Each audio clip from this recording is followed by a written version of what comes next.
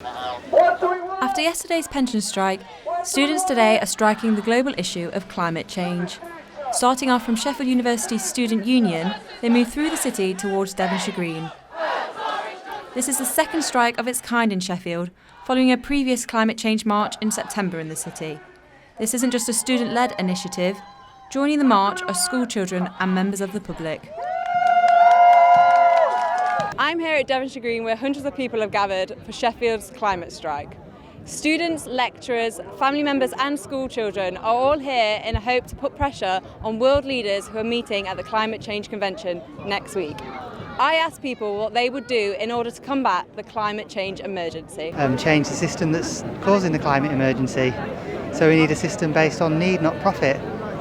So if we're going to tackle it seriously, then we can't have lorries driving up and down the motorway taking goods, the same goods one direction and the other direction. We need to actually have a just and fair society, so it's about justice for everyone. The really big one is I've stopped flying, so I don't fly. I made that decision last month, and I think every member of staff and every student should seriously ask themselves how much they're flying and whether they can either actually stop and just take a boat or a train or a coach as an alternative, or at least ask themselves, do they really need to fly that much?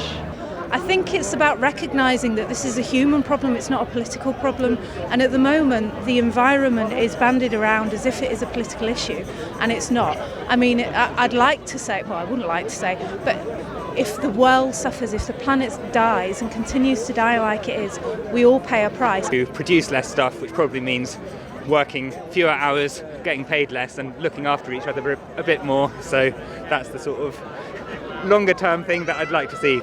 With the general election just under 2 weeks away, climate change is fast becoming the country's and the world's biggest issue. Angelica Junio, The Fulwood Post.